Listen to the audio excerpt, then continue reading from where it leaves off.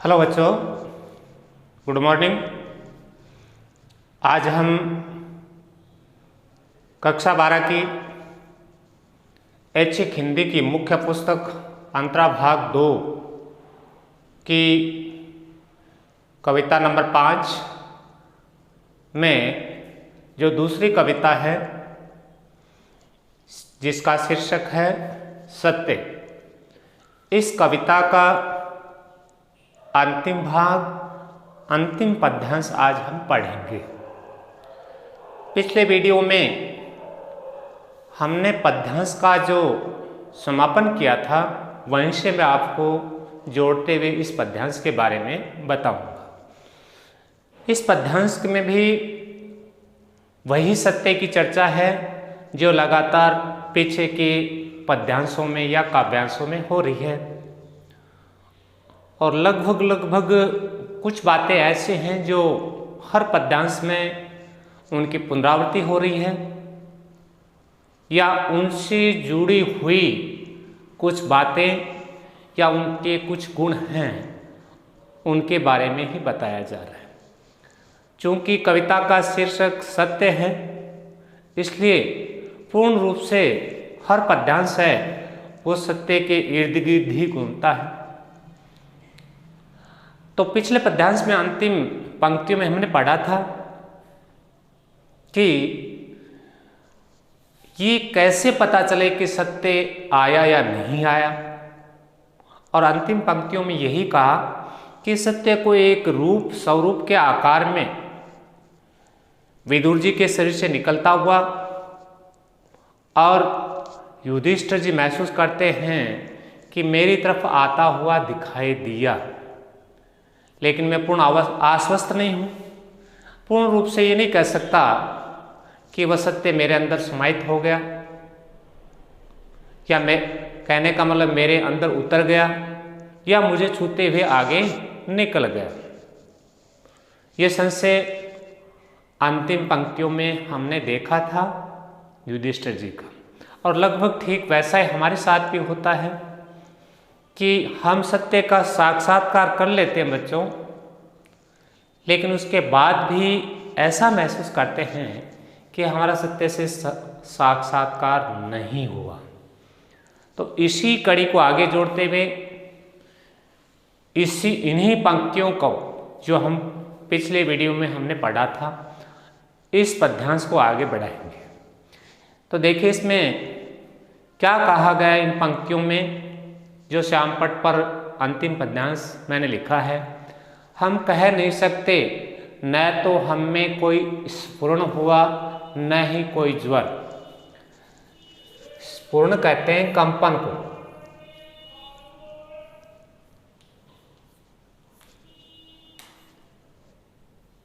कंपन। ज्वर आप जानते हैं, बुखार, शरीर का तापमान बढ़ना, शरीर की ऊष्मा बढ़ना, उसे ज्वर कहते हैं।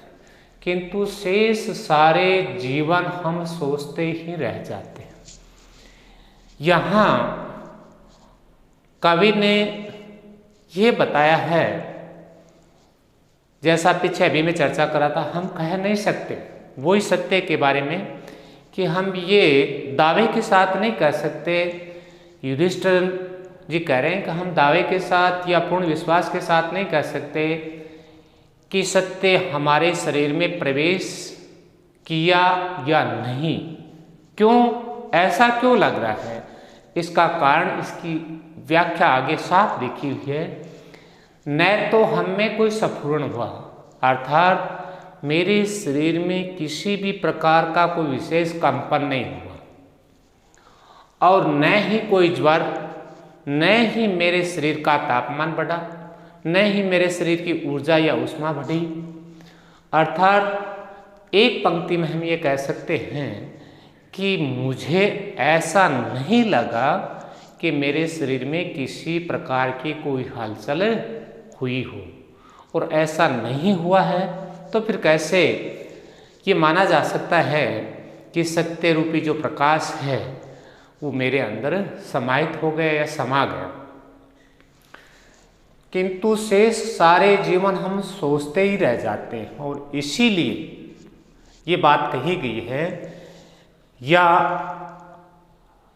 युधिष्ठिर जी ऐसा पूरे जीवन पर सोचते रह गए कि वो जो सत्य का एक स्वरूप था, एक आकार था, जो विदुर जी के शरीर से मुझे निकलता हुआ भी दिखा था और मेरी तरफ बढ़ता हुआ भी दिखा था, लेकिन उस शरीर में प्रवेश किया, शरीर में समाया, ये कैसे पता चले, ये मैं नहीं जान पाया। और नहीं जानने का कारण यहाँ लिखा है, कारण कि मेरे शरीर में किसी प्रकार का कोई विशेष कंपन या शरीर के तापमान में कोई परिवर्तन नहीं हुआ, कोई इसी प्रकार की हलचल नहीं हुई। इसी बात को लिखा अगली पंक्ति में कि जीवन भर वो ये अफसोस करते रह गए, ये सोचते रह गए कि उस सत्य का कैसे पता मुझे चले कि विदुर जी के अंदर से जो निकला प्रकाश सत्य रूपी या आत्मिक ज्ञान रूपी जो प्रकाश है वो मेरे अंदर आया।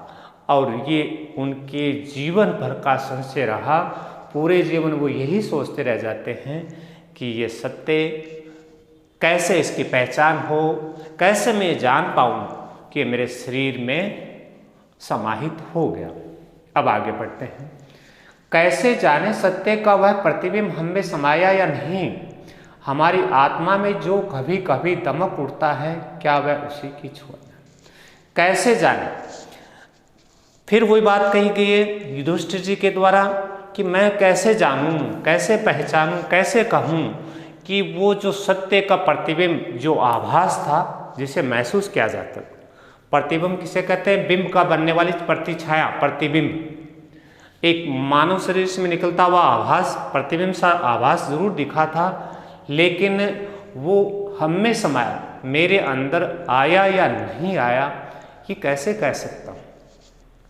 यहाँ कवि ये कहना चाहते हैं कि जो सत्य है उस सत्य को देखा नहीं जा सकता, उसके साक्षात दर्शन नहीं किया जा सकता, उसे केवल आत्मा की शुद्धता के द्वारा, आत्मा की गहनता के अपवित्रता के द्वारा सिर्फ महसूस किया जा सकता है, सिर्फ उसका एहसास किया जा सकता है। और इसीलिए आत्मा यहाँ महत्वपूर्ण है। वही बात आगे अगली पंक्ति में, हमारी आत्मा में जो कभी कभी दमक उठता है, क्या वह उसी का छुवन है? अब अगली पंक्ति में साफ लिखा है कि शरीर को तो पता नहीं चलता, क्योंकि ये साक्षात रूप से दिखाई नहीं देता, लेकिन आत्मा है, उस मेरी आत्मा में कभी कभी दमक का अर्थ है चमक,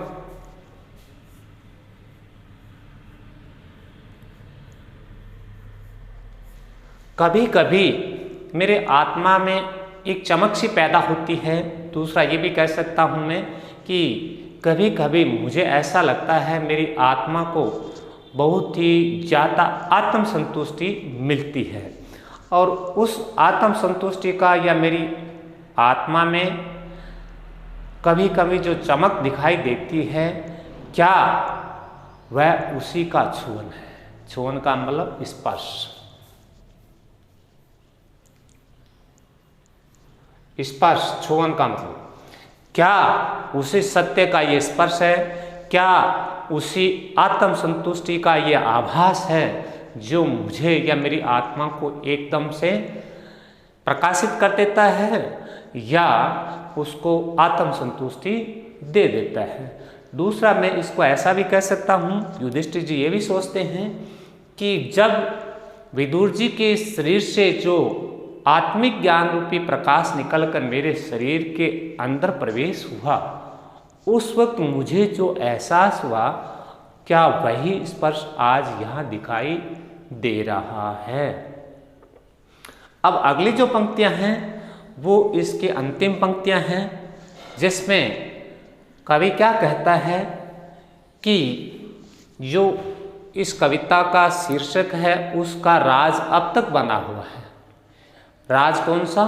सत्य के बारे में पूर्ण रूप से जानकारी नहीं होना, सत्य के बारे में पूर्ण जानकारी प्राप्त नहीं करना कि सत्य क्या है, ये शुरू से लेकर अब तक वैसा ही चल रहा है। विदुर जी ने बताया नहीं, युधिष्ठिर जी तक पूर्ण रूप से पहुंचा नहीं, इसलिए वो संशय की स्थिति अभी तक बरकरार है।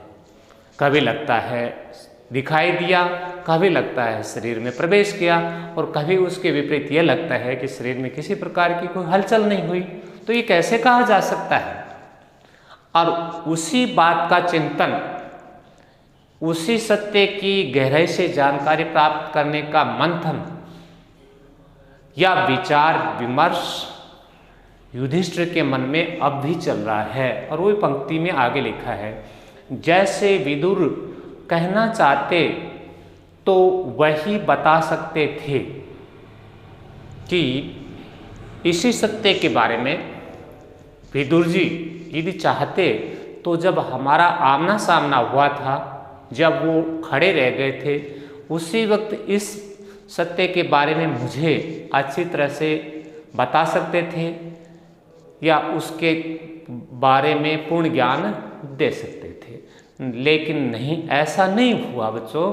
तो युधिष्ठिर जी क्या कहते हैं, उन्होंने इस सत्य का रहस्य शायद इसीलिए नहीं बताया क्योंकि उन्होंने अपना आत्मिक ज्ञान रूपी जो सत्य का प्रकाश है वो बताने के बजाय अपने शरीर से मेरे शरीर में भेज दिया या मेरे शरीर में समाहित कर दिया। वही बता सकते, यानी उस वक्त बता सकते थे, चाहते थे वो सत्य का रहस्य, लेकिन ऐसा न करके उन्होंने अपने जो सत्य रूपी जो प्रकाश था, सत्य रूपी जो ज्ञान का भंडार था, वो बताने के बजाय उन्होंने पूरा का पूरा अपने शरीर से मेरे शरीर तक भेज दिया या समाहित कर दिया। यही मंथन आगे लाए। सोचा होगा माथे के साथ अपना मुकुट नीचा किए हुए युधिष्ठिर ने खांडव प्रस्थ से इंद्रप्रस्थ से लौटते। खांडव प्रस्थ और इंद्रप्रस्थ का यहाँ संदर्भ क्या है? खांडव प्रस्थ अब उस स्थान से जोड़ा गया है जहाँ विदुर जी जंगलों में भटक रहे थे, और इंद्रप्रस्थ जो उनकी राजधानी थी। कहने का मतलब यह है कि युधिष्ठिर जी हैं वो जंगल अर्थात खांडव प्रस्थ से अपनी मूल राजधानी इंद्रप्रस्थ की ओर लौटते हुए ये सोच रहे हैं कि ऐसा क्यों हुआ कि उन्होंने उस वक्त सत्य को न बता करके और अपना आत्मिक ज्ञान रूपी सारा का सारा सत्य का प्रकाश है वो मुझे सौंप दिया। और यही सोचते हुए, यही मंथन करते हुए, यही चिंतन करते हुए वो जब चल रहे हैं, तो ये आप भी जानते हैं ये एक मानव स्वभाव की प्रक्रिया है। जब आदमी बहुत ज़्यादा गहरे मंथन में होता है, बहुत गहरा चिंतन करता है, तो स्वाभाविक है उसका मस्तक थोड़ा झुक जाता है और उसकी नज़रें हैं पृथ्वी की तरफ विशेष रूप से रहती हैं, और चलता भी जाता है, पृथ्वी की तरफ नजरें रहती हैं और मंथन चिंतन भी चलता है। तो कवि ने यहाँ बताया है, इसी मंथन और चिंतन में चलते हुए युधिष्ठिर जी का मस्तक झुका हुआ है, और स्वाभाविक का मस्तक झुका हुआ है तो मुकुट बच्चों मस्तक पर विराजमान होता है, और इसी कारण उनका मुकुट है वो भी नीचा झुका हुआ है। कहने का मतलब ये है कि ये सत्य शुरू से चला कविता के प्रारंभ से, और इसके बारे में कभी जानना, कभी नहीं जानना, कभी आभास होना, कभी नहीं होना, इस प्रकार आपने देखा, कभी छिपना, कभी दिखाना, कभी प्रकट होना और कभी लुप्त होना।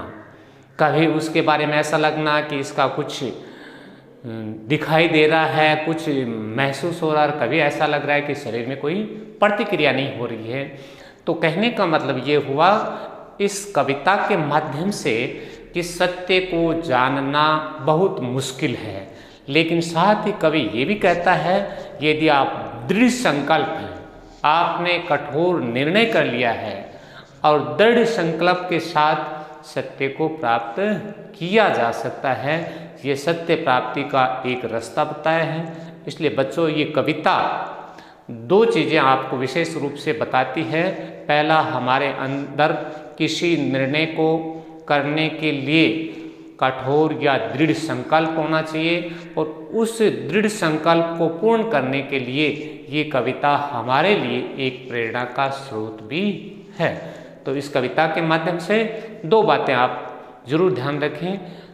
पहला, सत्य हमेशा सत्य पर अडिग रहें, सत्य का पालन करें। सत्य को प्राप्त करने के लिए हमें दृढ़ संकल्प होना होगा और दृढ़ संकल्प होगा तो आप निश्चित रूप से प्रेरणा के माध्यम से अपने लक्ष्य को प्राप्त कर पाएंगे। तो ये तो हो गई हमारी कविता का अंतिम जो छंद कह सकते हैं या पद्यांश पूर्ण हुआ। इसके बाद इस कविता या इस छंद का विशेष या शिल्प सौंदर्य लगभग वही चल रहे हैं। छोटी सी एक लाइन ही है जो भी आप बहुत अच्छी तरह से अब जान चुके हैं। तो भाषा अत्यंत सहज सरल है, छंद मुक्त है, शब्द शक्ति व्यंजना है, गुण माधुर्य है, रस शांत है। और ये एक पंक्ति थी छोटी सी जिसमें यह आया कभी कभी, इसमें बच्चों पुनरुक्ति प्रकाश अलंकार है। तो इस प्रकार आज ये जो हमारी पांचवी कविता थी या पांचवा पाठ है उसकी दोनों कविताएं पूर्ण होने जा रही हैं या संपन्न होने जा रही हैं। तो अब आपको क्या करना है, पहले वाली कविता थी उसके प्रश्नोत्तर शायद आपने कर लिए होंगे और अब आपको इस कविता के प्रश्नोत्तर भी करने हैं। साथ साथ इन पद्यांशों की व्याख्या और शब्दार्थ भी आप याद करते रहें। ऐसी मेरी पूर्ण आपके साथ निष्ठा है या विश्वास है, आप जरूर याद कर रहे होंगे।